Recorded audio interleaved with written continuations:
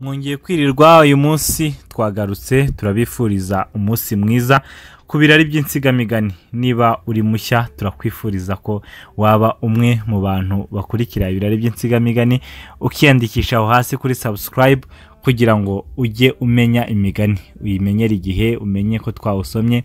Hanyuma kandi niba unifuza umugani utubwire umugani tuwugushakire. Uyu munsi rero tugiye kuganira ku mugani abantu benshi bakunda gukoresha mu buzima bwa buri munsi ariko ugasanga utazi aho byaturutse. Turaza tuvuga ku mugani witwa kuzinduka iya marumba. Kuzinduka iya marumba ni iki? Ese ni inzira? Ese marumba ni igiki? Benshi turabivuga ariko mu by'ukuri tutazi ngo byaturutse kuki. Tugiye kuza mu kanya rero dusesengure dusoma umugani, cyane ko ari n'umugani twasabwe na bamwe mu bakunzi bacu. Ariko ushobora nawe kudusaba umugani cyangwa se ukaduha n'igitekerezo ibyo twakosora se kugira ngo dukomeze twagure ibirari by'insigamigani. Hari n'abantu badusabye ko twajya tubashakira uturere cyangwa se imisozi runaka. Hari n'udusantere tw'uyu munsi dufite amazina ariko bakavuga batese katurutse kuki.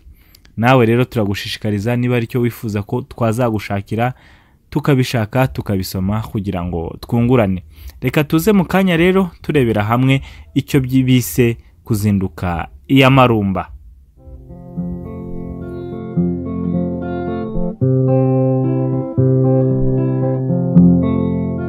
Ese nkubwire ikishenge, se nkugire ntenyabusa, kuki se ntagukunda kandi narakubonye.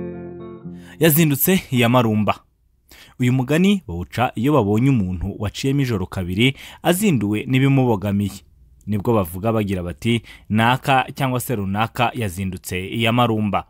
Umugani rero wakomotse kuri marumba yaratuye ikageyo mu Kingogo ahasaga mu mwaka w'1600. Hari ku ngoma rero y'umwami witwaga Mutara Semugeshi.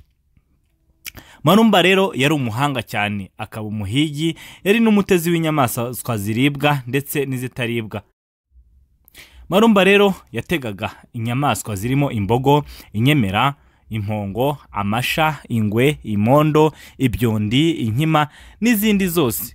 Muri ako gace rero yaratuyemo yari afite n'abaturanyi. Abo baturanyi be bose bari abahigi bo muri ako karere, bakaba abahigi b'abakogoto bari bazi guhiga cyane.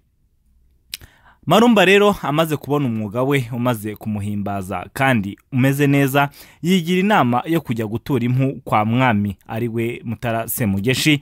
Arabitangira rero arazitura. Semugeshi arabimushimira, bituma amugira umutoni we cyane, amugabira abahigi bose batuye mu Kingogo. Abahigi barayoboka bamutura impu nawe akazijyana ibwami, mbese biba umuhango we, aba ari bubiramutswa. Marumba bukeye abahigi yagabanye babonye ko bimukijije kandi atakijya mu ishyamba, batangira kumugirira ishyari, bakamuca ruhinga nyuma. Inyamaswa yagiye mu mutego kubera ko ari we wayiteze bakayitegura, hanyuma bakayibaga, impu bakazijyana ibwami. Bakazijyana rero bakazitura ku giti cyabo kugira ngo bamenyekane, babone uko barega Marumba ibinyoma. Biba bityo rero babikora iminsi myinshi.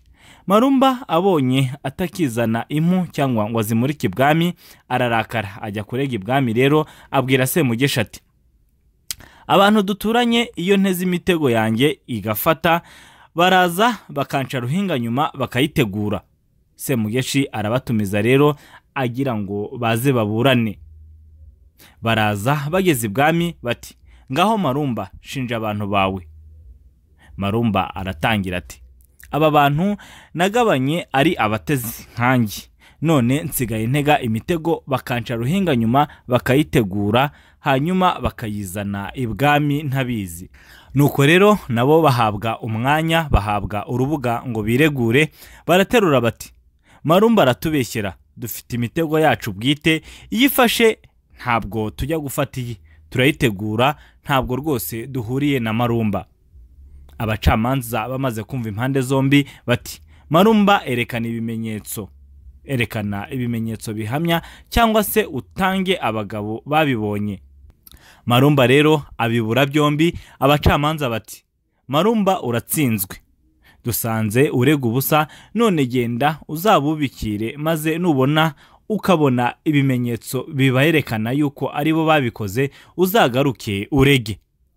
Nuko Marumba arashwiragira aragenda. Ageze iwe akoranya inshuti ze n'abavandimwe, bajya inama yo kujya baca ibico nijoro, bagacamo ijoro kabiri bakajya mu ishyamba kureba imitego yabo. Batangiye kugenza batyo rero, ba bandi bayiteguraga baracwekera, bibaho hashira iminsi kuko bari bazi neza yuko bazafatwa. Marumba nawe aragenda na bagenzi be, babonye yuko imitego yabo yasugiye itagitegurwa, baradohoka barerekera, ntibongera kujya bacamo ijoro kabiri. Ariko rero nubwo badohotse, Marumba akababwa, arababwa, bigeze aho agira akangononwa akajya ajya kwisura wenyine. Yajyagayo rero kuko abandi bari baradohotse. Igihe rero akigenyimiranya ingeso y'abaturanyi nyine, kuko bari bazi neza yuko Marumba abyuka akajya kubatega, bajya mu mitego barayitegura. Marumba abyumvise ararakara ararubira. Bigeze mu gicuku cya nijoro, aca ruhinga nyuma agenda mu ishyamba wenyine.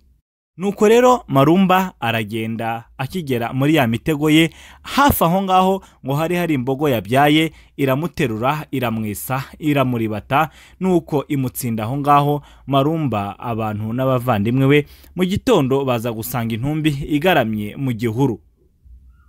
Kuva ubwo rero Abanyarwanda babikurizaho umugani, babona umuntu wazindutse cyane bati yazindutse iya Marumba. Kuzinduka iya Marumba rero bisobanuye gucamo ijoro kabiri, ukaricamo kubera imitima ihagaze, bitewe nuko utizeye yuko hari ikintu kiri buze kukugirira neza. Naha rero haturutse inkomoko y'insigamugani ivuga iti yazindutse iya Marumba. Kuzinduka iya Marumba ni ukubyuka mu gicuku, ukabyuka ushiguka, ukagenda ugira ngo ujye gusanga ibyawe, ariko ukaza kuhahurira n'ibyago.